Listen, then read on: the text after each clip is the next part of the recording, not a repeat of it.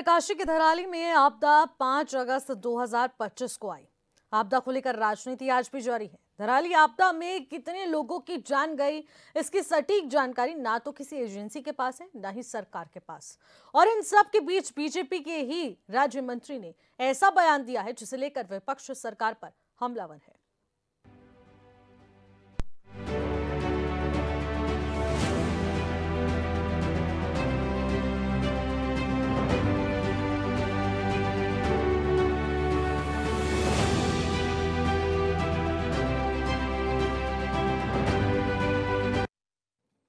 नमस्कार, आप देख रहे हैं क्वेश्चन आवर और मैं हूं आपके साथ निशी भाटिया।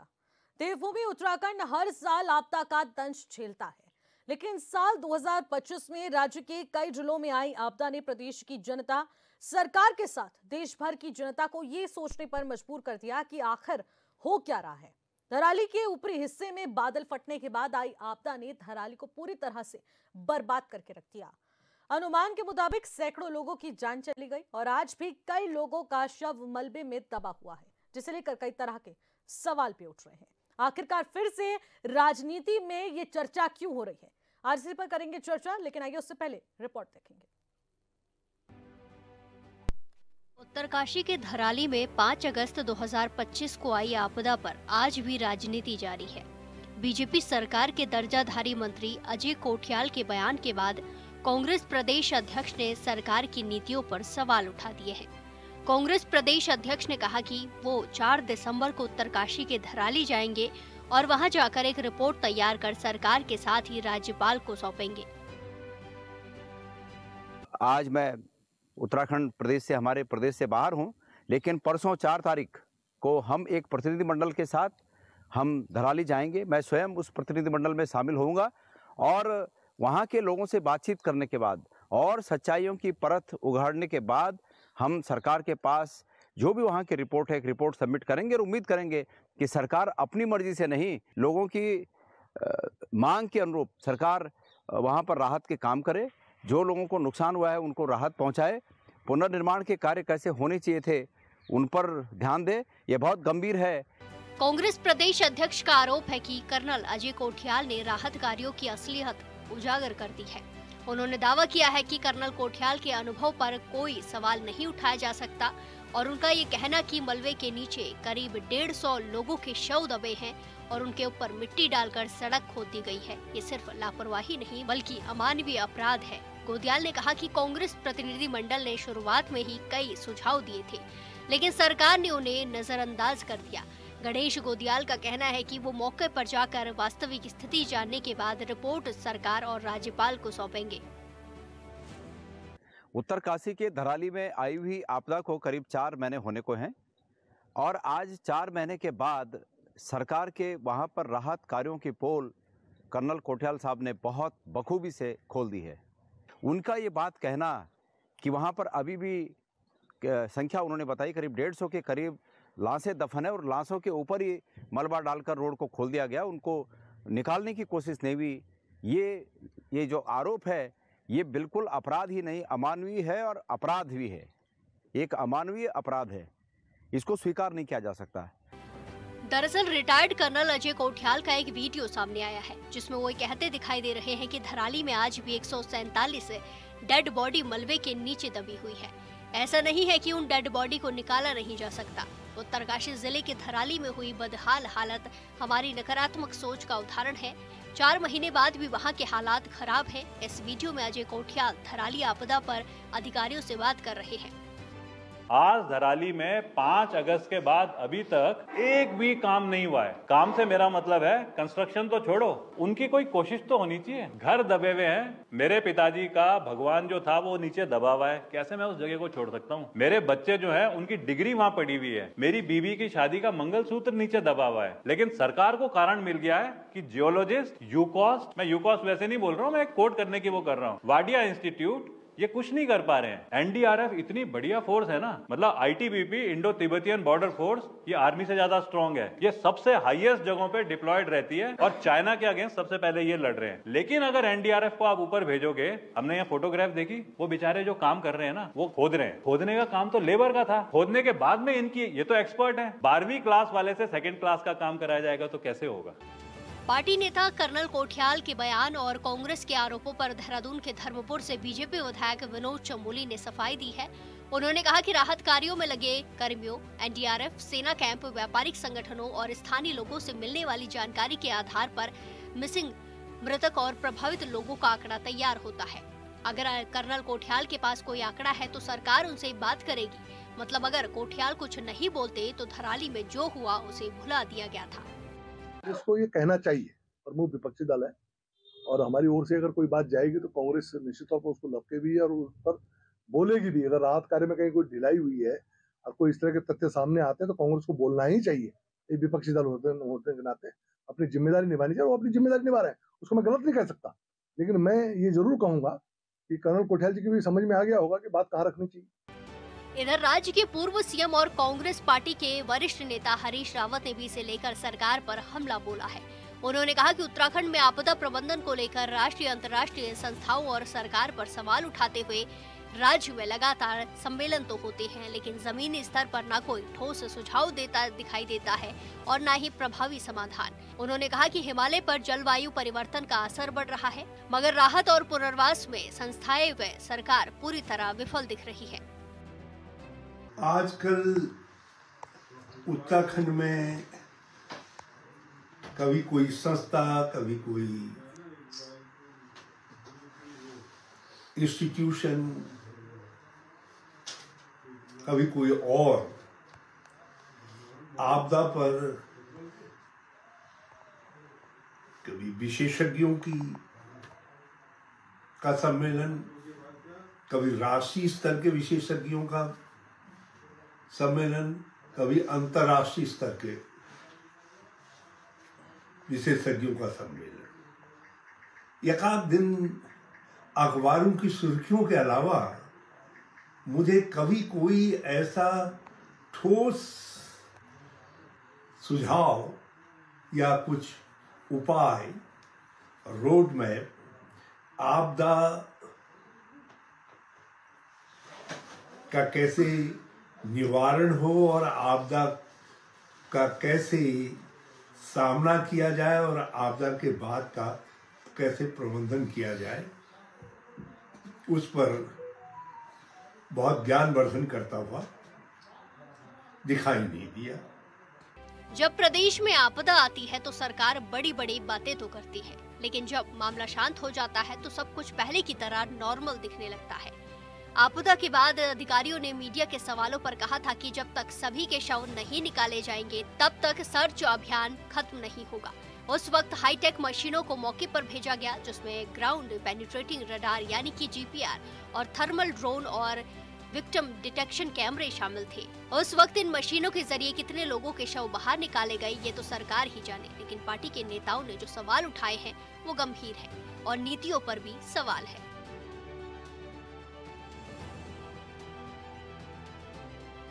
देहरादून से योगेश आर्य की रिपोर्ट।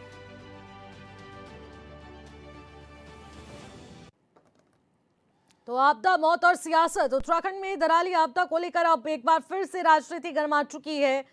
कर्नल अजय कोठियाल के बयान को लेकर कांग्रेस ने भी बयान दे दिया है। फिर आपदाग्रस्त धराली कांग्रेस जाएगी और उस क्षेत्र का निरीक्षण किया जाएगा, रिपोर्ट राज्यपाल को सौंपी जाएगी, परिवार से मुलाकात की जाएगी, आपदा रिपोर्ट तैयार कर राज्यपाल को पूरा ये ब्यौरा सौंपा जाएगा और जांच की मांग की जाएगी। ऐसे में कांग्रेस प्रदेश अध्यक्ष का बीजेपी पर ये साफ तौर पर हमला देखने को मिल रहा है। आपदा को पूरे 4 महीने बीत चुके हैं, सरकार ने आखिरकार करा क्या, उस पर भी सवाल उठाए गए। बीजेपी नेता ने उदासीनता और लापरवाही का खुद ही आरोप लगा दिया है। सरकार द्वारा पेश किए गए आंकड़े अधूरे और भ्रामक है। कांग्रेस की तरफ से बयान आया है। बीजेपी नेता ने कहा कि मलबे में दबे हैं आज भी 147 लोग, यानी कि 147 डेड बॉडीज अभी भी वहां पर मौजूद है, जिसकी ना ही कोई पहचान की गई है, ना ही उसको सुरक्षित बाहर निकाला गया है। और ये आज भी बड़ा सवाल बन चुका है। ऊपर से जब बादल फटा, उसकी वजह से जो बाहरी तबाही हम लोगों ने देखी है, वो मंजर बेहद खौफनाक था। आपदा के बाद मलबे में आज भी बता दें कि 150 से ज्यादा शव अभी दफने हुए हैं, जिनको खोदकर बाहर निकालने की बेहद जरूरत थी, क्योंकि गुमशुदा वो शव परिजन लगातार उसकी पहचान करने के लिए सरकार के दर भटक रहे हैं, लेकिन अभी तक उनका कोई पता नहीं चला। लापताओं की श्रेणी में उन शवों को डाल दिया गया, लेकिन आज भी उन शवों को सही तरीके से नहीं निकाला गया। और ये खुद राज्य मंत्री कर्नल अजय कोठियाल इस बात को उठा रहे हैं और उन्होंने ये स्पष्ट कर दिया है कि 147 डेड बॉडीज अभी भी पूरी तरह से मलबे में दब चुकी है और उसी पर मिट्टी डालकर यहां पर सड़क बना दी गई और उसके बाद वहीं से लोग गुजर रहे हैं। अब आप खुद समझिए, उन डेड बॉडीज को आखिरकार क्यों नहीं निकाला गया, उनकी शिनाख्त क्यों नहीं की गई, उनके परिजनों को उनके शवों को क्यों नहीं सौंपा गया, सरकार के पास वो पुख्ता जानकारी क्यों नहीं है। लेकिन 4 महीने बीत चुके हैं, अभी तक डेटा क्लियर क्यों नहीं किया जा रहा है। इसको लेकर धराली की स्थिति अभी भी क्यों नहीं बदली है, वहां पर पूरी तरह से कंस्ट्रक्शन का कार्य अभी भी जस का तस पड़ा है, कुछ भी बदलाव नहीं देखने को मिल रहा। और इसी पर आज चर्चा करने वाली है। मुद्दा बेहद गर्मा चुका है, सियासत भी इस पर हो रही है। हमारे साथ तमाम पैनलिस्ट जुड़ चुके हैं, सीधे आपका परिचय करवा देते हैं।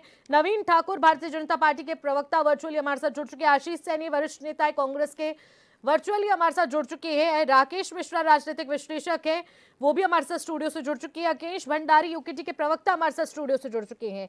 सभी पैनलिस्ट का स्वागत करूंगी चर्चा में। और चर्चा की शुरुआत मैं आपसे करना चाहूंगी नवीन जी। धराली आपदा के बाद मलबे में 147 डेड बॉडीज अभी भी दबी हुई हैं। उनके ऊपर मलबा डाल दिया गया, मिट्टी डाली गई, सड़क बना दी गई और उनका कुछ भी नहीं, सिर्फ और सिर्फ इस थ्योरी के साथ छोड़ दिया गया। ये मैं नहीं कह रही हूं, स्टेटमेंट आपके खुद के राज्य मंत्री ने दी है।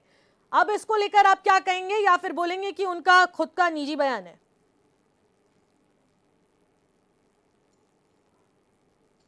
नवीन जी, आपको मेरी आवाज आ रही है? जी जी, हम भारतीय जनता पार्टी के कार्यकर्ता हैं, जिम्मेदार कार्यकर्ता।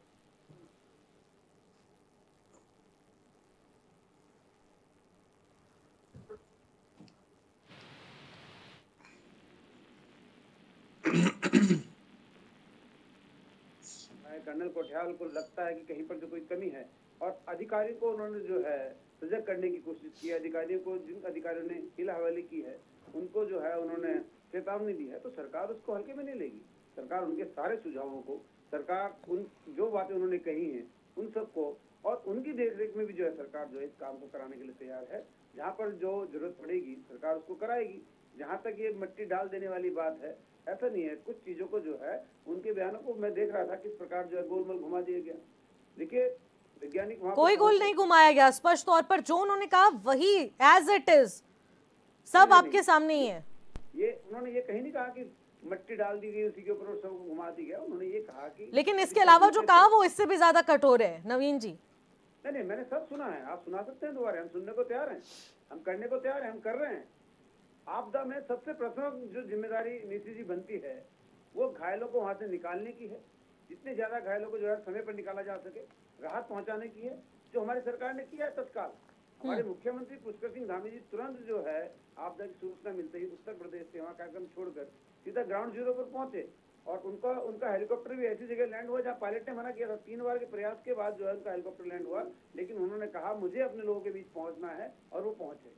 हम उस बात, कर्नल कोठियाल की बात को भी नहीं नकार रहे हैं। हम कह रहे हैं कि भाई वो विशेषज्ञ हैं, इस कार्य के विशेषज्ञ हैं। केदारनाथ आपदा में उन्होंने जो है बहुत काम किया, राहत बचाव कार्य में वो जुटे रहे, इसीलिए जो है सरकार उनकी सेवाएं ले रही है। इसलिए जो है उनको वहाँ पे 2 से 3 बार कर्नल कोठियाल को भेजा गया और हम जो है लगातार ये प्रयास कर रहे हैं कि जितनी जल्दी जो है राहत हमारे वहाँ आपदा प्रभावित को मिल सके। और सरकार ने प्रथम दृष्टि में राहत भी दी थी। एक और चीज कोट कर देती हूँ नवीन जी, कर्नल अजय कोठियाल ने इस बात को भी कहा है कि 4 महीने बीत चुके हैं आपदा आई हुई, कोई भी तस्वीरें नहीं बदली है धराली की, अभी भी प्रभावित ही है।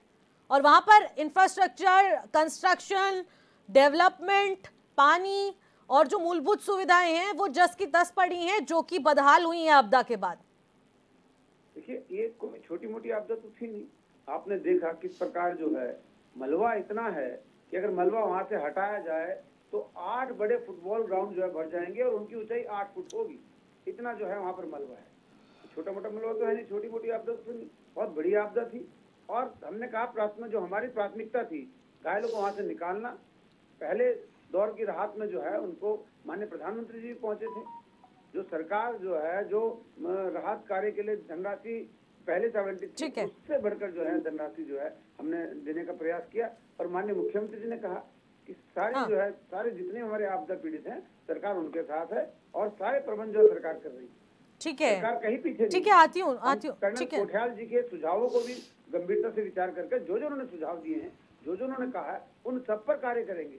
हमारी प्राथमिकता अपने जो जितने लेकिन नवीन जी, एक सवाल तो ये भी है ना, अगर कर्नल अजय कोठियाल 4 महीने बाद इस सवाल को ना उठाते, ये बयान जारी ना होता और ये फिर से सियासत का एक टॉपिक ना बनता, तो सरकार ने तो उन्हें मलबे में दबा ही दिया था ना, मिट्टी ही डाल दी थी ना उन पर। तो नहीं, मैंने आपको कहा अब केदारनाथ में जो आपदा आई थी आज तक जो है उनके सही आंकड़े नहीं आ पाए, कितने मृतक थे। और जहाँ 200, मैं कह रहा हूँ, आप बताइए ना, आप बताइए आपके पास आधिकारिक आंकड़े हैं? तो वो तो सरकार ही जारी करेगी ना, मैं थोड़ी जारी करूंगी ना। आपकी एजेंसी के पास है ना, कोई सरकार के पास वो आधिकारिक आंकड़े हैं ना धराली के हैं।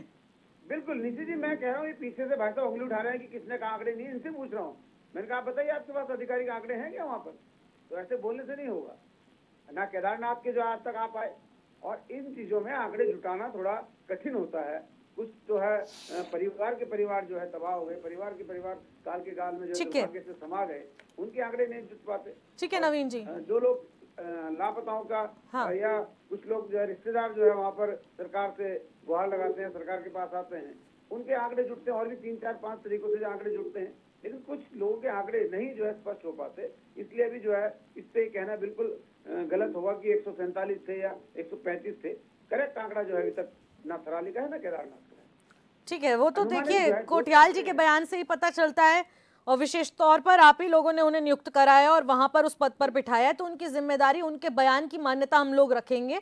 और उसी का ही मुद्दा आपने खुद कांग्रेस को दिया है, जो कि चर्चा का विषय है, और वो सच्चाई है, वो कोई सच्चाई ही है। ठीक है, और इसी के साथ आशीष जी, 4 दिसंबर को आप लोग तैयारी कर रहे हैं उत्तरकाशी जाने की, उत्तरकाशी के धराली जाएंगे, वहां पर कुछ सबूत जुटाने की आप लोग बात कर रहे हैं, क्या कुछ रणनीति है? पहली चीज तो अभी जिस विषय पर आपने बात की, ये उत्तराखंड का एक बहुत ही ज्यादा महत्वपूर्ण ऐसा मामला था जिसमें आपदा के विकराल रूप को पूरे उत्तराखंड ने नहीं, पूरी दुनिया ने देखा है। उस विकराल रूप के बाद वहां क्या क्या घटनाएं हुई, उस बात को लेकर भाजपा सरकार की क्या संवेदनहीनता, संवेदनशीलता या उनका जो भी कुछ कह सकते हैं, वो किस स्तर पर है वो दिखाई दे रहा है। 4 महीने बाद आज अजय कोठियाल जी ने उस विषय पर जब अपनी राय रखी और सरकारी अधिकारियों के पेच कसने काम किया, निश्चित रूप से उन्होंने एक अच्छा काम किया, राज्य के हित में किया।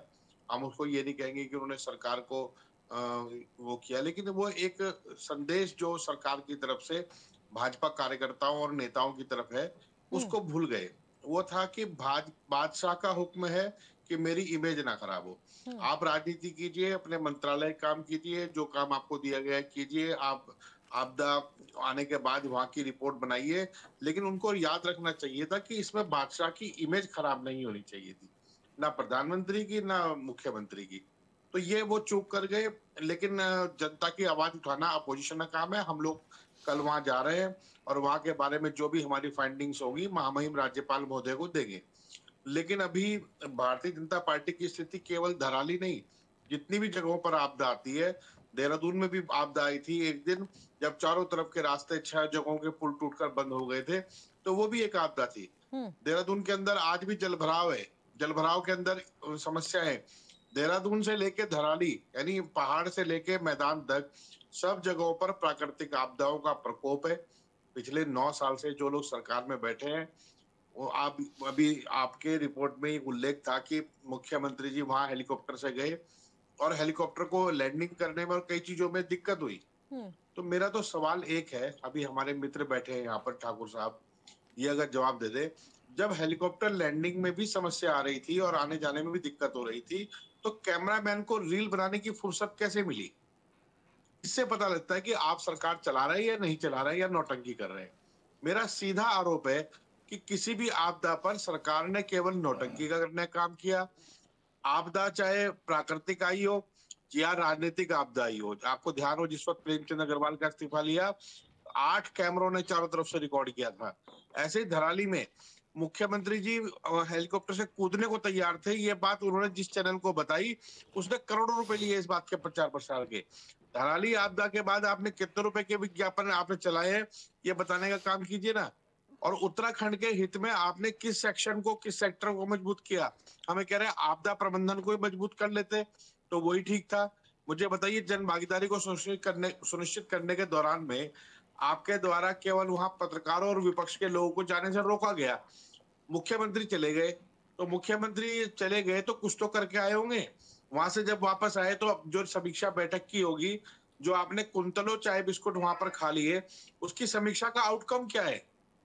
आपका प्लान क्या है कि धराली को लेकर आपने ये काम करना था, ये हम प्राकृतिक कारणों से नहीं कर पा रहे और नहीं कर पा रहे? ये सारे सवाल जो होते हैं इनके जवाब देने होते हैं। ये नहीं कि आप अपनी सरकार के पक्ष करेंगे और झूठ बोल के चले जाएंगे। यहाँ पर पत्रकार भी है, जनता भी है, विपक्ष भी है। सवाल पूछेगा और सवाल के जवाब मांगेगा।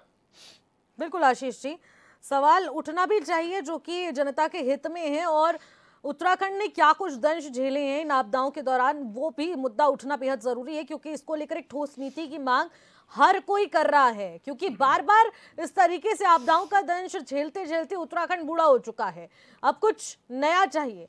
ठीक है अंकेश जी, एक बड़ा सवाल ये है, एक तरफ आपदा आती है हर साल की तरह, और आपदा आने के बाद इस तरीके की भयावह तस्वीरें हम लोग देखते हैं, और उसके बाद धीरे धीरे जब तक मामला शांत होता है फिर से नॉर्मल हो जाती है, और फिर उसके बाद यही अगले साल दोहरा दी जाती है बातें। कब तक चलता रहेगा ऐसा सब कुछ? निशी जी, ये तो बिल्कुल सही बात कही आपने, क्योंकि इस प्रदेश में लगातार इसी प्रकार से चलता रहा है। चाहे 2013 की जो केदारनाथ की त्रासदी हो, या फिर उसके बाद आज 2025 में जो जिस प्रकार से आपकी धराली हो या थराली हो, सेंजी हो, या हम जोशीमठ की बात करें, तो इन तमाम जगहों जिस प्रकार से आपदा आई और उसके बाद जिस प्रकार से जो आपदा के लिए जो राहत कोष आता है, इस प्रदेश में जो है इन 4 वर्षों में 2797 करोड़ का बजट आया है। लेकिन उस बजट का कोई पता नहीं, जोशीमठ और धराली के बजट को छोड़ करके। धराली के लिए 455 करोड़ का बजट आया है, और यही जोशीमठ के लिए 1628 करोड़ के लगभग का बजट अलग से प्रस्तावित हुआ है। लेकिन हम देख रहे हैं कि एक ऐसा व्यक्ति जो संवैधानिक पद पर बैठ करके, और उनको वहाँ पर अभी हालांकि जिम्मेदारी दी गई है कि वो देखें वहाँ पे, क्योंकि उनका पहले का अनुभव बहुत अच्छा रहा है। इसको देख करके सरकार ने उन्हें जिम्मेदारी तो दी, लेकिन सरकार को ये नहीं पता था कि वास्तविक रूप से वो इस हद तक ये चीज़ें करेंगी। इस तरह से हमारे जो हमने आज तक उसके विज्ञापनों के माध्यम से जो एक इमेज बनाई थी, उसको इस प्रकार से तार तार करने का काम करेंगे हमारे ही सहयोगी। लेकिन उन्होंने, देखिए, एक फौजी हैं, फौजी हमेशा सच बोलता है, और सच बोलना भी चाहिए, क्योंकि उन्होंने जो है कठिन परिस्थितियों में जो है इस देश को सुरक्षित किया है। और आज उनकी जिम्मेदारी अधिक बढ़ जाती है कि जब उनको इस प्रकार के संवैधानिक पद पर बैठाया जाए, तो उनको जब जिम्मेदारी दी जाए, तो उन्होंने बखूबी वो जिम्मेदारी निभाई है। और उन्होंने वास्तविक सरकार को वो आईना बताया है, जिसकी हम पिछले कई समय से लगातार मांग करते रहे हैं, पिछले 3-4 महीने से, कि भाई आप बताइए आपके पास क्या आंकड़े हैं। लगभग जो 147 का उन्होंने फिगर रखा है, लगभग ये जो वहाँ स्थानीय लोग हैं, लगभग 150-160 की बात तो पहले से करते आए कि इतने लोग हमारे अभी भी। आप देखिए ना, उसी एक 40 फुट जो मलबा आया है, उसी में जो है हमारे सेना के 9 जवान दबे हुए थे। उन 9 जवानों में से 7 जवानों को तो निकाल दिया गया है। लेकिन दूसरी तरफ जिस सरकार के पास इतना बड़ा अमला जमला, आप देखिए पीडब्ल्यूडी विभाग, उनके पास एसडीआरएफ, एनडीआरएफ, देश की तमाम जो सुरक्षा एजेंसियां हैं, जो सारी चीज़ें उनके पास हैं, सारी चीज़ें आप देखिए, आईटीबीपी उनके पास है, आर्मी वहाँ पे, सब चीज़ है मतलब सरकार के पास। यदि सरकार चाहे दृढ़ इच्छा शक्ति रखे मन में, तो सरकार ये चीज़ें कर सकती थी। लेकिन आज सरकार ने उनको छोड़ दिया उनके हाथ पर। लोग जो हैं वहाँ पर जो है फावड़े गेती लेकर के अपने लोगों के, अपने परिजनों के शव निकाल रहे हैं स्वयं से। तो कितनी बड़ी दुखद बात है ये कि उनके लिए जो है, उनके अंतिम संस्कार करने के लिए उन्हें कैसे नींद आती होगी। हमें सोचना पड़ेगा इस बात को लेकर के कि आज जो उनकी पीड़ा है, ये पीड़ा कर्नल कोठियाल जी ने जो है वास्तविक रूप से उनकी पीड़ा को बयां किया कि हम लोग कितने कैसे वो है कि मतलब हमने जो है सारे हथियार त्याग दिए, सरकार के पास सारी चीज़ें होने के बाद भी इसे नाकामयाबी कहेंगे। और इस तरह से इस पूरे जो पर्वतीय अंचल है जहाँ जहाँ ये आपदा आई है, सरकार ने जो है हर जगह हाथ खड़े करने का काम किया है, चाहे जोशीमठ हो, चाहे धराली हो, चाहे थराली हो, चाहे नंदानगर हो, चाहे सैंजी हो, तमाम जगह आपने जो है सिर्फ और सिर्फ 5 लाख दे करके, 2 लाख दे करके, 50,000 दे करके आपने लोगों का मुंह तो चुप करवा दिया। मुआवजे की बात कर दी जाती है, लेकिन बात नहीं की, विस्थापन की बात नहीं की, उनके आगे भविष्य कैसे होगा उसके लिए सुनिश्चित नीतियां नहीं बनाई, आपदा प्रबंधन की बिल्कुल ये बड़ा सवाल है, इतना बड़ा क्वेश्चनेबल है। आज देखिए आप पूरे देश में और प्रदेश में आपकी दोनों जगह सरकार है, लेकिन आपके पास आपदा प्रबंधन के लिए उचित नीति नहीं है। बिल्कुल ये बड़ा सवाल राकेश जी, इसी से ही आपका जवाब मैं चाहूंगी कि राहत और पुनर्वास में सरकार और सरकारी संस्थाएं आखिरकार फेल क्यों साबित होती है? हर साल इसी तरीके से हम लोग आपदाओं का दंश झेलते हैं। क्या सरकार ओवर कॉन्फिडेंट है कि हर साल वो इसी तरह से आपदा आए और फिर मुआवजे से लोगों का मुंह बंद करा दिया जाए? देखिए, मुआवजा एज ए कंपलसेशन होता है। किसी का जैसे किसी के परिवार का मुखिया या किसी के परिवार का कोई सदस्य चला जाए या परिवार खत्म हो जाए तो उसको आप उसकी क्षतिपूर्ति तो नहीं कर सकते। वो तो कंपलसेशन देके थोड़ा सा एक मलहम लगाने का काम उस जगह होता है कि ठीक है सरकार की तरफ से ये सुविधा आई है, ये दे दिया गया। लेकिन होता क्या है कि परिस्थितियों को भी हमें समझना पड़ेगा। आज कर्नल कोठियाल जी के बयान को लेकर पूरे प्रदेश में चर्चा है, लेकिन चर्चा इस बात की भी है कि जो लोग धराली तक गए हैं, अगर वो देखें वहाँ की स्थिति को कि जब वो फ्लड आया है तो फ्लड नहीं आया है, पूरा का पूरा पहाड़ जमीन पर उतर आया है। हाँ। एक बेस, नदी के बेस पर एक पहाड़ जैसी आकृति बन गई है कि आप देखिए कम से कम 40-50 फीट की ऊंचाई में वो मलबा है जी। और जो वीडियो या विजुअल्स हम लोगों ने देखे थे वो बेस पर भागते हुए लोग थे। तो उस समय सरकार के पास या जो भी संसाधन उपलब्ध थे तो हमें तो उस समय जरूरत थी कि फौरी तौर पे लोगों को सहायता दी जाए। लेकिन सरकार ने उस संवेदनशीलता को देखने के बाद जो रिपोर्ट आई, जैसे मैं भी इस डिबेट में यहाँ पर कई बार बोल चुका हूँ कि हमारे बिहार से बहुत से ऐसी लेबर थी जो वहाँ किसी होटल में काम कर रही थी और उनके परिजनों का निरंतर संदेश आया कि 11 लोग आज भी मिस हैं, उनका डाटा आज तक नहीं मिला है और ना ही ये पता लगा कि वो हैं कहाँ। ये भी नहीं पता लगा, ना उनकी मृत्यु की ही सूचना है ना उनके जीवित होने की ही कोई सूचना है। तो ये हो सकता है कि कर्नल कोठियाल ने कहा हो कि 146-47 लोग जो अभी मलबे के नीचे बैठे हैं, लेकिन वो मलबा लगभग 40 फीट की गहराई पर है, 40 फीट ऊपर मलबा है। आप समझिए बात को। इस बात के लिए वहां के प्रशासनिक अमले में जो भी उस पूरी व्यवस्था को देख रहा था उसे इस संवेदनशीलता को देखना चाहिए। लेकिन मलबा 2.5 से 3 किलोमीटर लंबा है। क्या उन परिस्थितियों में उसकी खुदाई करके या मलबे को हटा के हर एक चीज को कर पाना किसी भी संस्था के लिए या किसी भी सरकार के लिए संभव है? ये सब भी एक प्रश्न है। वहाँ पे एनडीआरएफ सबकी अपनी एक सीमाएं हैं, उन सीमाओं तक वो चीजें हो सकती हैं, लेकिन क्या ऐसा हो सकता है? अगर ऐसा नहीं हो रहा है तो सरकार की संवेदनहीनता है वहाँ। हाँ जी। लेकिन राकेश जी यहाँ पर यह भी समझना होगा कि आखिरकार सरकार यहाँ पर क्यों कमी खा जाती है। आखिरकार सरकार इस मुद्दे को लेकर इतनी संवेदनशील क्यों नहीं है? क्योंकि हम एक हाईटेक यूनिवर्स में इस वक्त जी रहे हैं, सारी मशीन्स है, सारे टेक्निकल पॉइंट्स हमारे पास है, उसके बावजूद भी राज्य और केंद्र में हमारी सरकारें बैठी और उसके बाद भी कोई हल समाधान नहीं खोजा जाता। तो ये तो खुद चिंता का विषय सरकार की ओर इशारा कर रहा है। फिलहाल एक छोटे से ब्रेक के लिए रुकेंगे और ब्रेक के बाद जल्द लौटेंगे। आप बने रहिएगा।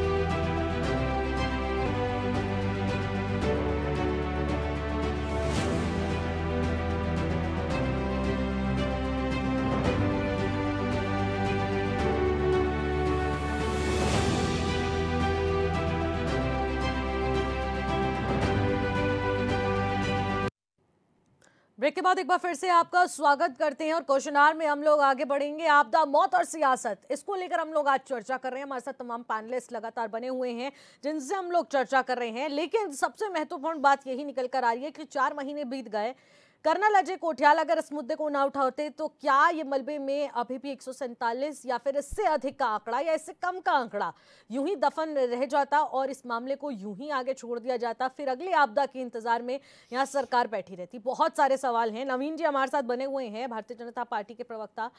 नवीन जी, सर्च अभियान आप बोल रहे हैं कि अभी भी जारी है और आप बोल रहे हैं कि 147 कैसे दफन हो सकते हैं, अगर हैं तो सटीक आंकड़ा कर्नल कोठियाल हमें दे सकते हैं, सरकार को दे सकते हैं, है तो वैसे वो सरकार के ही आदमी। लेकिन दूसरी तरफ आपके सर्च अभियान के दौरान हाईटेक मशीन्स लगी हुई हैं, आपके पास जीपीआर है, थर्मल ड्रोन्स हैं आप लोगों के पास, विक्टिम डिटेक्शन कैमराज आप लोगों के पास है, डॉग स्क्वाड आपके पास है, आपके पास सारी केंद्रीय एजेंसियां हैं, सारी आपके पास फोर्सेस हैं। उसके बाद भी ये आंकड़ा अभी तक क्लैरिफाई क्यों नहीं हो पा रहा है? आप इस हाईटेक वर्ल्ड में इस वक्त जी रहे हैं और आपके पास वो सारे जिसे कहेंगे अस्त्र शस्त्र सब कुछ है। मैडम, प्रकृति के आगे ये चीजें कई बार बोनी साबित होती हैं, जिनको समझना पड़ेगा। ये बोलने में जितना आसान है, अभी जैसे हमारे विशेषज्ञ बता रहे थे, 50 फुट ऊंचाई का मलबा है मैडम, 3 से 3.5 किलोमीटर का के भी इसको करेंगी तो 150 फुटबॉल के ग्राउंड भर जाएंगे 8 फुट ऊंचे तक, इतना मलबा है। लेकिन जितना संभव हुआ, जहाँ संभव हुआ, कुछ लोगों के साथ जो है सरकार ने मदद की, जो नजदीकी थे उनके जो है वहां से पैसे भी बरामद हुए हैं, गहने भी निकले हैं। एक दुकानदार भाई के 2 लाख रुपए बरामद हुए हैं, उसके लिए भी जो है सरकार प्रयास रहते, ऐसा नहीं है। और जैसे भी संवेदनशीलता की बात कर रहे थे, मुझे हंसी भी आ रही थी। ये हमें जो है आज यहाँ पर संवेदनशीलता की बात कर रहे हैं कि वहाँ पर मुखिया नहीं पहुंचे और रील शूट कर रहे थे। मुख्यमंत्री तो रात भर वहीं पर रहे, जो भोजन आपदा पीड़ितों के लिए बना वही उन्होंने किया। पर कांग्रेस के प्रवक्ता कितना झूठ बोलते हैं कि लाखों रुपए के जो है बिस्कुट और चाय खा गए। अरे भैया शर्म करो, आपदा पीड़ितों के साथ उन्होंने भोजन किया जो भोजन उनके लिए था। लेकिन इनके सारे पत्रकार थे वहाँ, आपके नेता नहीं थे, जैसे आपके मुखिया गए वहाँ पर। अरे सुन लीजिए ना, आप सुन लीजिए ना, वहाँ पत्रकारों ने जो गुणगान कर रहे हैं ना प्रधान मुख्यमंत्री का, आपको शर्म महसूस होनी चाहिए कि इतने दिन बाद भी आप पत्रकारों को तो इजाजत ही नहीं दी थी। नवीन जी, पत्रकारों पर कहाँ आप जिम्मा थोप रहे हैं? पत्रकारों को तो इजाजत ही नहीं थी वहाँ जाने की। मैडम, किसने कहा पत्रकारों को? कोई इजाजत नहीं थी। मैडम, पत्रकार जो है ना, दिल्ली के पत्रकार वहाँ पहुँच गए, अगर आपके नहीं पहुँच पाए तो हमारी गलती नहीं है। नहीं नवीन जी, वहाँ पत्रकारों को ही इजाजत नहीं थी। पहले आप खुद क्रॉस चेक कर लीजिए इस चीज को। जाकर जो है वहाँ पर निशी जी मुझे समय चाहिए, क्योंकि ये लोग जो बात कर रहे हैं ना, मुझे लगता है कि जानकारी भी नहीं। 4 महीने पुराने मैं आपको भेज देता हूँ, गलत व्यक्ति को बिठा दिया जाता है। नवीन जी, आप देख रहे ना इलेक्ट्रॉनिक मीडिया पे कितने जो है पत्रकार वहाँ पहुँचे। नवीन जी, हेलीकॉप्टर में हम लोगों को इजाजत नहीं थी कि हम लोग उड़कर जाएं वहां पर और हम पूरी चीजों को शूट करें। नहीं, उड़ने के लिए तो खैर वहाँ पर हेलीपैड ही नहीं था। मुख्यमंत्री का हेलीकॉप्टर कितनी दिक्कत के बाद उतरा है, पहली बार जब उतरा है। लेकिन जब चीजें दुरुस्त हुई सब पहुंचे हैं, और कुछ पत्रकार जो है पैदल चलकर पहुंचे हैं वहाँ तक, जिन्होंने वहाँ से समाचार भेजे हैं। और उनको भी वापस भेज दिया गया था, उनको भी वापस भेज दिया गया था, अलाउ ही नहीं था।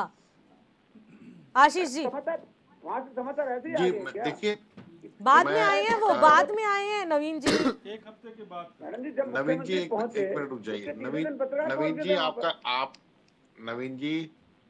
नवीन जी आप अच्छे प्रवक्ता बनेंगे आप भविष्य में निश्चित रूप से, लेकिन इस वक्त मेरी बात सुन लीजिए। थराली में जो घटना घटी, प्राकृतिक आपदा हुई, उसके बाद मुख्यमंत्री जी कैमरा लेकर वहां गए। हमें मुख्यमंत्री जी और उनके कैमरा पर कोई समस्या नहीं है।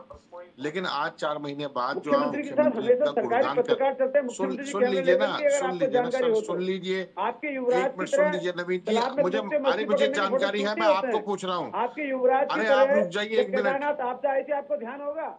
अरे आप बीच में मत बोलिए, आपको जानकारी नहीं है, आप कब अभी इस मामले में हल्के पड़ जाएंगे। फिर असम में वहाँ नाच गाना कर रहे थे, वो दुनिया ने देखा। चलिए हथेलियां घुमा ली आपने नहीं, हथेलियां घूम गई आपकी, तो मैं कुछ कहूँ?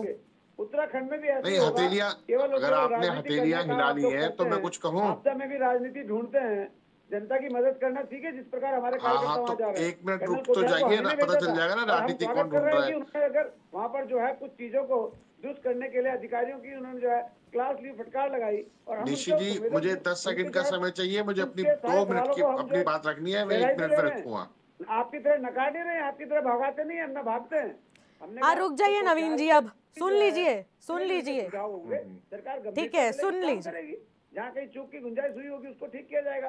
देखिए, क्षमता रखिए सुनने की क्षमता रखिए। आप ही ने मुद्दा दिया है कांग्रेस को बोलने का, आप ही ने मुद्दा दिया है, बोलेंगे भी नहीं क्या? आपकी युवराज विदेश से आए 7 दिन बाद, तब उनको हरी झंडी दिखाई गई, तब वो भेजे गए, वो बिस्कुट सड़ गए ट्रकों में रखे। तो ऐसा नहीं हुआ, मेरे मुख्यमंत्री ने वही भोजन किया जो आप यहाँ झूठ बोल रहे हैं ना कि 1.5 लाख के 2 लाख के बिस्कुट खा गए लाखों रुपए के। अरे थोड़ा सा शर्म करिए। नवीन जी रुक जाइए, रुक जाइए, थम जाइए, थोड़ा सा थम जाइए। निशी जी, आप जरा ये ना ये मानने वाले नहीं है, मुझे संतरे छीलने का बहुत अच्छा अनुभव है। और आप जैसे संतरे जो है ना, जो व्हाट्सएप यूनिवर्सिटी से पले हुए हैं, रुक जाइए 1 मिनट, अरे व्हाट्सएप यूनिवर्सिटी पर पले हुए जो संतरे हैं वो लाशों पर बैठकर गिद्ध के समान बैठे हुए दिखाई दे रहे हैं मुझे। और आपके मुख्यमंत्री को ना धराली से दिक्कत है, ना धराली से दिक्कत है, और ना ही किसी और आपदा से समस्या है। आपके मुख्यमंत्री खुद एक आपदा बनकर बैठे हुए हैं पूरे प्रदेश पर, और वो अपना चुनाव हार कर बैठे हैं इसीलिए। और आप जो ये हथेलियां फेंक कर समझा रहे हैं ना, मुख्यमंत्री के गुणगान कर रहे हैं, शर्म आनी चाहिए आपको। धराली में आपकी विफलता सामने आई, आपके ही नेता ने आपकी विफलता कर वो आपके मुंह पर दिखाया, उसके बाद भी आपको सिर्फ बोलने की लगी हुई है। अरे रुक जाइए, इस तरीके से बहसबाजी करते रहिए। एक अपनी केदारनाथ आपदा, उसको लेकर आप लोग राजनीति करिए। एक आपकी थराली आपदा हो गई, आपको मिल गया राजनीति का नया विषय, दोनों को मिल गया राजनीति का नया विषय। एक दूसरे पर टिप्पणी करने के लिए आप दोनों को विषय मिल चुका है। किसके मुख्यमंत्री ने कहा? मुबारक हो आप दोनों को, मुबारक हो। आंकड़े ना स्पष्ट होते हैं ना कुछ होता है, हर साल आपदा का दंश आम जनता झेलती है। सुन लीजिए नवीन जी रुक जाइए, मुझे आपको म्यूट करना पड़ेगा फिर। सुनने की क्षमता रखिए। सरकारों ने क्या किया केदारनाथ के दौरान, आपको ध्यान है ना? आपकी सरकार में कितने? नवीन जी, अगर आप इसी तरीके से मेरे सवाल को नहीं सुनेंगे, मुझे आपको ना चाहते हुए भी म्यूट करना पड़ेगा। जनता का वही मुख्यमंत्री ने किया ताकि भोजन की गुणवत्ता पीसीआर दुरुस्त रखें। नवीन जी को म्यूट कीजिए, आवाज डाउन कीजिए। आशीष जी 10 सेकंड में बात रखें। जी देखिए, मेरा केवल इतना विषय था कि इतने गंभीर विषय पर सरकार के प्रवक्ता को जो महत्वपूर्ण बात रखनी थी, जो बात बतानी थी, या जो समस्याएं सामने आ रही थी उन पर बात नहीं की। ये जिस तरीके से कांग्रेस की या पुरानी घटनाओं को लेकर जिस तरह का झूठ यहाँ परोस रहे हैं, ये बहुत ही ज्यादा शर्मनाक और गंभीर इसलिए है कि केदारनाथ आपदा के बाद वहां पर बहुत सारे संत, बहुत सारे पत्रकारों को भी ले जाया गया, और वहां के निर्माण के बाद प्रधानमंत्री ने खुद उसकी तारीफ की। और ये जो यहाँ प्रवक्ता बैठे हुए हैं, इन्होंने तो आज प्रधानमंत्री के मुंह पर तमाचा मार दिया। प्रधानमंत्री ने केदारनाथ में जो राहत कार्य हुए उसकी तारीफ की है, और ये ठाकुर साहब यहाँ बैठकर विरोध कर रहे हैं। इनका मतलब है कि नरेंद्र मोदी कोई अकलमंद व्यक्ति नहीं है जो मुंह में आए बक देते हैं। तो ये लोग यहाँ, ये बहुत सच्चे और ईमानदार व्यक्ति यहाँ बैठे हुए हैं। मुख्यमंत्री की रील पर इन्हें आपत्ति है। हमें कह रहे हैं थराली में बहुत से लोग ऐसे भी, उन्होंने बताया भी है कि लापता भी है, या बहुत से लोगों की जांच भी चल रही है। ये बड़ा गंभीर विषय है, इस पर इतनी आसानी से। और इन्होंने कहा ना कि मशीनें, आपके द्वारा कितनी मशीनों की जानकारी यहाँ पर दी गई, एक बात तो मुझे भी मालूम नहीं थी, लेकिन उस मशीनों का किस तरह से उपहास उड़ा रहे हैं, और ये इनको भी मालूम नहीं है, क्योंकि ज्ञान तो इनको है नहीं। 5 किलो राशन पर पलते हैं और क्लास में फिसड्डी है, और डिफाल्टर होकर भाजपा का काम कर रहे हैं। ये मुद्रा लोन के डिफाल्टर अगर आज भी यहाँ प्रवक्ता बनकर बैठे हैं, तो इनको जरूरत नहीं थी आज यहाँ बैठने की। इन्हें चुटकुले बनाने, इन्हें लोगों का मजाक उड़ाना है। ठीक है आशीष जी। राकेश जी, एक बड़ा सवाल ये भी उठता है, क्योंकि रील एक टॉपिक उठ चुका है कि रील बनाने के लिए मुख्यमंत्री के साथ एक कैमरा पर्सन जाता है, जो कि बहुत ज्यादा पहले भी ट्रेंड किया क्योंकि कांग्रेस ने इस मुद्दे को उठाया। लेकिन राकेश जी, क्या लगता है कि वहां पहुंचकर, जो अभी नवीन जी ने भी इस मुद्दे को कहा कि देखिए किस तरीके से वो वहां पर पहुंचे, किन परिस्थितियों में पहुंचे, उन्होंने वहीं जो आपदा प्रभावितों ने खाया खाना वही उन्होंने सीएम खाया है, क्या वहां पर पहुंचकर मुद्दे को कवर अप करने की कोशिश की गई थी? देखिए, किसी भी राजनीतिक व्यक्ति के लिए अगर वो सच्चा राजनीतिक व्यक्ति है और सच्चा सेवक है जनता का, तो माननीय पुष्कर सिंह धामी जी ने कोई बहुत बड़ा काम नहीं किया। उनका ये कर्तव्य है। मेरे परिवार में एक और बात है, सुनिए, क्योंकि वो मुख्यमंत्री तो है, साथ साथ उनके पास ही ये विभाग है। जी पहले मेरी बात। हाँ। मैं जिस घर का मुखिया हूँ, अगर मेरे परिवार में किसी के ऊपर कोई आपदा आती है और कोई घटना घटती है, तो उसके लिए मुझे जो भी कार्य करना है वो मैं किसी पे एहसान नहीं कर रहा हूँ। उन्हें उत्तराखंड की जनता पर या उनके ऊपर कोई एहसान नहीं किया है, ये उनका कर्तव्य है, मूल कर्तव्य है। विपत्ति के समय मालिक का खड़ा रहना या प्रदेश के मुखिया को या मुख्य सेवक को खड़ा रहना, ये उनका कर्तव्य है। इसके लिए वो गए, वो रुके, उन्होंने किया, या उसका महिमा मंडन करना मतलब सूर्य को दीपक दिखाने जैसा है। उनका कार्य बोल रहा था, वो गए थे, उन्होंने लोगों के बीच में गए, काम किया, और जो उनसे उस समय उनके विवेक के अनुसार या जैसा भी उनको राय दी गई उनके अनुसार चला। मूल मुद्दा ये उठ के आता है, क्या हमने अपने संसाधनों का प्रयोग किया? क्या हमने उसके पुनर्वास के लिए कार्य किया? अगर सारे काम किए तो उसके बाद आज 147 लोगों की लिस्ट लिए कर्नल कोठियाल बैठे हुए हैं, तो उसको किस रूप में लेंगे? आखिर ये घटनाएं क्यों घटी? 147 लोग, अगर हमारे पास डिटेक्टर है, अगर हम सब चीजों का अन्वेषण कर सकते हैं, क्या हम पकड़ सकते हैं, तो अभी तक क्यों नहीं? ये प्रश्न है, और इससे सरकार नहीं भाग सकती। सरकार केदारनाथ के मुद्दे को नहीं उठा सकती, उसका कर्तव्य भी नहीं बनता। केदारनाथ को बीते आज 14 साल हो गए, आज की घटना है, आज का जनमानस पीड़ित है, तो उन्हें समझना पड़ेगा इस बात को। ये बहानेबाजी से काम नहीं चलेगा दोनों राजनीतिक दलों को। और नवीन जी हो सकता है मेरी बात से असहमत हो जाएं, लेकिन कहीं ऐसा तो नहीं है कि कर्नल कोठियाल भी मुख्यमंत्री के दावेदार थे पिछले इलेक्शन में। मैं राजनीतिक विश्लेषक हूं, तो मेरे चश्मे में थोड़ी सी एक धार और होती है, और चुनाव सर पर है, 1 साल है, तो हमें इस पूरे बयान को उस परिप्रेक्ष्य में भी देखना चाहिए। बिल्कुल, आम आदमी पार्टी से दावेदारी थी, उनकी मुख्यमंत्री का चेहरा रहे हैं वो, और बहुत बड़ा चेहरा है, उनके बयान को हम नजरअंदाज नहीं कर सकते। लेकिन अंकेश जी, आपसे भी ये जानना चाहूंगी, क्योंकि रील वाला मुद्दा ही बार बार उठ रहा है, क्या लगता है आपको कि सीएम वहां पर पहुंचे और उसके बाद जो उन्होंने ये सब कार्य किए, वहां पर मौजूदगी उनकी दर्ज हुई है, लेकिन उनके पास ही तो वो विभाग था, आखिरकार इस मुद्दे को इतना ज्यादा भुनाने की कोशिश और एज अ सिंपैथी कार्ड खेलने की कोशिश क्यों की जा रही है? क्योंकि विभाग उनके पास है, मुख्यमंत्री वो खुद है, तो प्रदेश के लिए जब विभागीय मंत्री नहीं खड़ा होगा, मुख्यमंत्री नहीं खड़ा होगा, तो आखिरकार उसको गिनाने का तात्पर्य क्या होता है?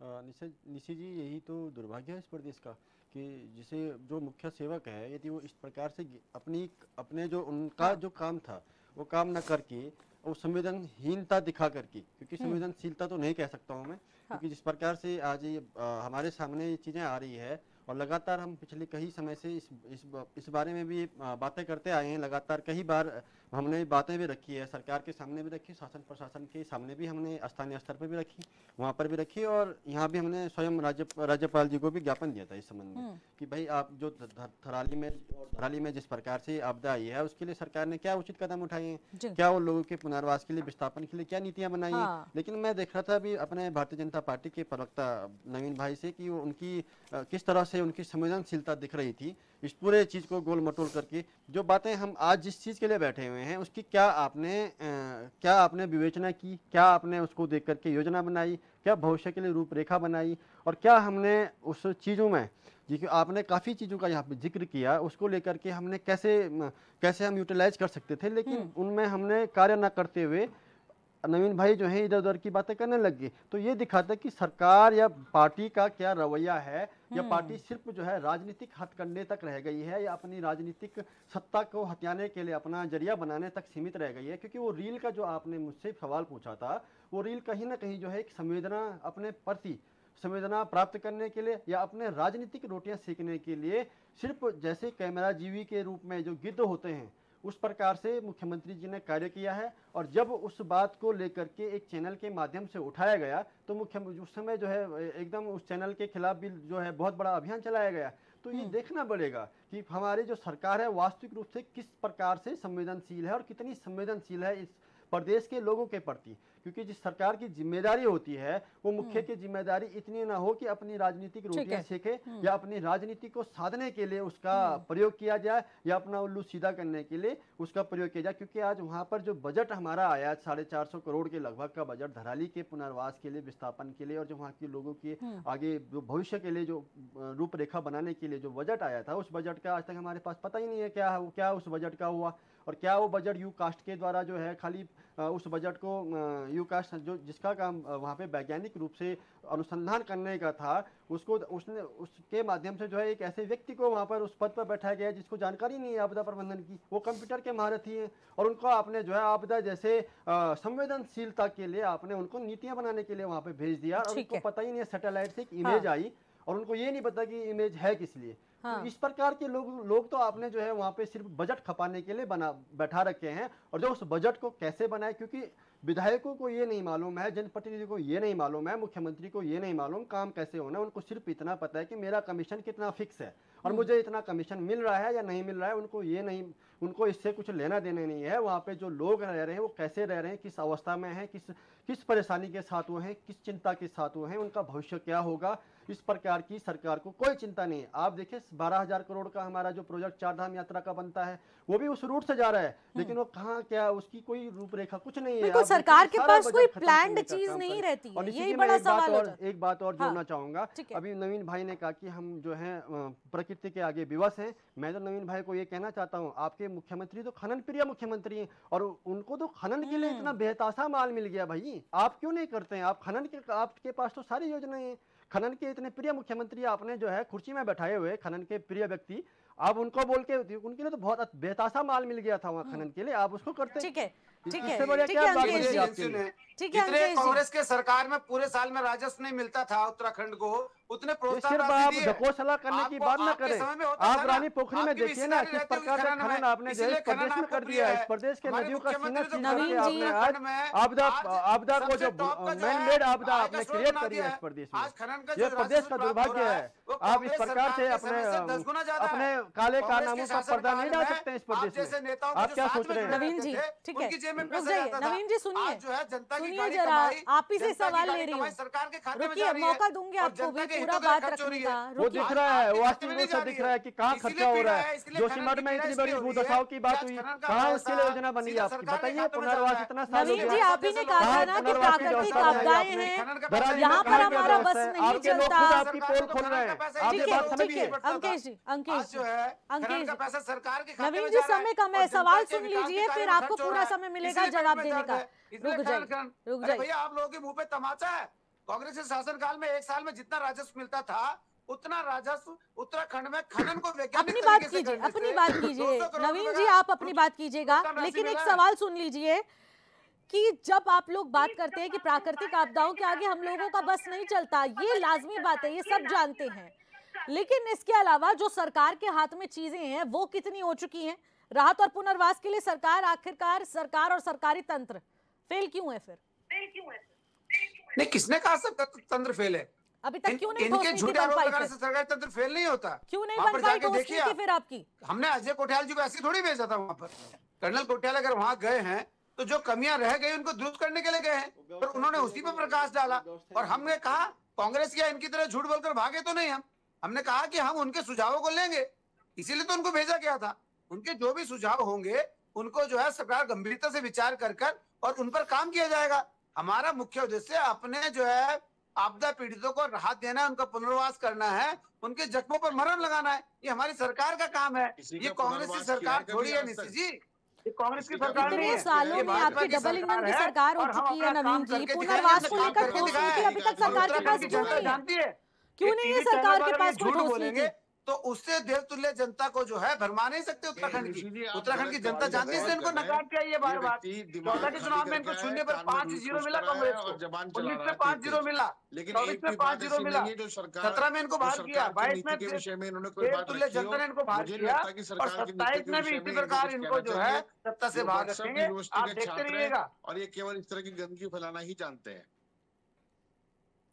मैं आपकी हताशा समझ सकता हूँ, आपकी निराशा। जो बिहार में थप्पड़ पड़ा उसका दर्द यहाँ भी और उत्तराखंड में। आपको भी वही डर लग रहा है कि 27 में यहाँ पर भी शायद इनोवा में बैठने लायक विधायक बचेंगे आपके।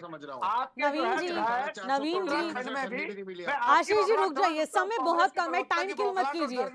नवीन जी टाइम किल मत कीजिए, सीधे मेरे सवाल का जवाब दीजिए आप। नवीन जी, राहत और पुनर्वास को लेकर सरकार के पास क्या कुछ ठोस नीति है, ये जानना चाहती हूँ मैं। डबल इंजन की सरकार है आपकी, अब पूछना चाहती है जनता। मुख्यमंत्री जी ने बता दिया, प्रधानमंत्री ने स्वयं बता दिया।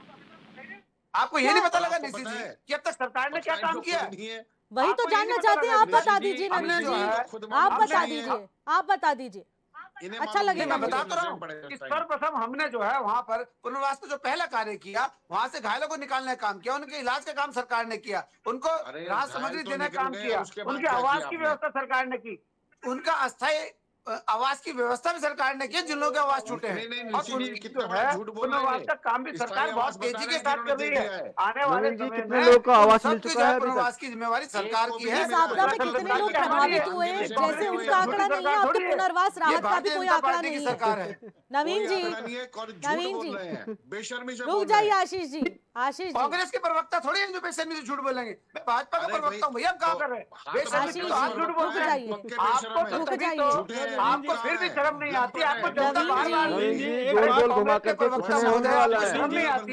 जनता आपको इतने तमाचे मार के बाहर निकाल रही है, फिर भी शर्म नहीं आती आपको? फिर भी आप दूसरे को बेशर्मी से बेशर्म बोल रहे हैं। ठीक है, रुक जाइए कांग्रेस बीजेपी, रुक जाइए, सरोपरी है ना, रुक जाइए, समय बहुत कम है, फाइनल कमेंट दीजिए। राकेश जी फाइनल कमेंट छोटा सा जिता रही है, छोटा सा फाइनल कमेंट 10 सेकंड में। शर्म आपको नहीं आती क्या? 14 में कितने मिले आपको? 0 अंडा मिला ना, भाजपा वाले बोलने देंगे तब तो। नवीन जी बोलिए, बोलिए आप 10 सेकंड में अपना फाइनल कमेंट रखिए। फाइनल कमेंट्स यही है कि सरकार को पूरी संवेदनशीलता के साथ ये कार्य करना चाहिए। और एक बार जो कर्नल कोठियाल जी ने रखी है 143 लोगों का नाम हुआ होगा ना, जैसे कोई आंकड़ा 147 का आया है, हाँ। तो ये काउंटिंग में भी तो होगा कि ये राम प्रसाद, ये फलाने, ये धमाके, ये नहीं है। तो वो लिस्ट इनको तुरंत भाजपा वालों को उनसे लेनी चाहिए और उसका भौतिक सत्यापन कराना चाहिए कि वो सही बोल रहे हैं कि नहीं, और उस पर भी उसके बाद इन्हें एक प्रेस रिलीज जारी करनी चाहिए, हाँ। कि कर्नल कोठियाल सही बोल रहे हैं। इस समय दोनों की स्थितियां संदिग्ध हैं, हाँ, सरकार की भी और कर्नल कोठियाल की भी। तो कौन सही बोल रहा है ये जनता को जानना बहुत जरूरी है। ठीक है अंकेश जी, फाइनल कमेंट। सरकार को जो है कि पुनर्वलोकन करने की बहुत आवश्यकता है। और दूसरी बात यह है कि सरकार जिस प्रकार से काम करी संवेदनहीनता के तहत, सरकार को जो है अपने रवैये में थोड़ा बदलाव लाने की आवश्यकता है। और जिस प्रकार से कर्नल कोठियाल जी ने बात सामने रखी है उसको दोबारा सरकार देखे, जांच करे, पड़ताल करे स्थानीय स्तर पे। यदि सरकार के पास लिस्ट नहीं है तो सरकार देखे उस चीज़ को, यदि सरकार के पास लिस्ट है तो सरकार उसको उजागर करे, जनता के सामने रखे। और दूसरी बात पुनर्वास और विस्थापन को लेकर के भी सरकार बताए कि हमने ये चीज़ें करी है। और किन लोगों को अभी तक नवीन ठाकुर जी बता रहे थे कि हमने जो कि आवास दिए, आप वो भी सामने रखिए जनता के सामने कि हमने इतने लोगों को जो है आवास की व्यवस्था की है, इतने लोगों के लिए हमने इस प्रकार की व्यवस्थाएं रखी हैं। तो ये सरकार को स्पष्ट करना चाहिए जनता के सामने। और क्योंकि इस प्रकार से बरगला करके या कुछ अन्य मुद्दों को लेकर के आप जनता को भ्रमित नहीं कर सकते। आज सब जागरूक हैं, सबके पास सारी चीज़ें हैं और सारे सोशल मीडिया का दौर है, सरकार भी इस चीज को जानती है। अंकेश जी माफी चाहूंगी आपको इंटरप्ट कर रही हूँ, लेकिन समय की कमी को देखते हुए इस चर्चा को यहीं पर समाप्त करना पड़ेगा। सभी पैनलिस्ट का बहुत बहुत शुक्रिया इस चर्चा में शामिल होने के लिए। तो देखिए चर्चा बेहद जरूरी भी रही और खास भी है, क्योंकि यहाँ पर पुनर्वास और राहत को लेकर भी बहुत सारे सवाल उठ रहे हैं। लेकिन 4 महीने पहले यहाँ पर जो आपदा आई उसका दंश आज भी जख्मों की तरह बार बार यहाँ पर दुख रहा है और बार बार इसी को लेकर सवाल भी उठेगा कि आखिरकार राहत पुनर्वास को लेकर सरकार कितनी गंभीर है। जो शव अभी भी वहां पर दफन पड़े हैं उनको लेकर सरकार कितनी गंभीर है, और जो परिजन लगातार अपने लापता परिजनों को ढूंढने के लिए लगातार दर-बदर की ठोकरें खा रहे हैं, उनका पता कब तक चलेगा।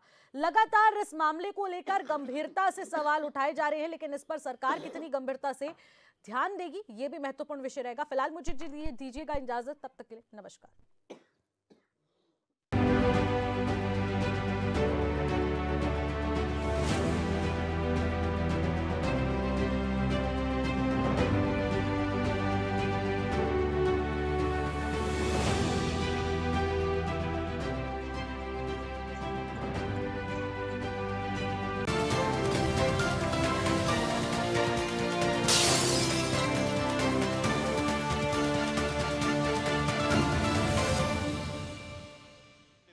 सैनिकों ने हमेशा शौर्य गाथा लिखी है, जिसकी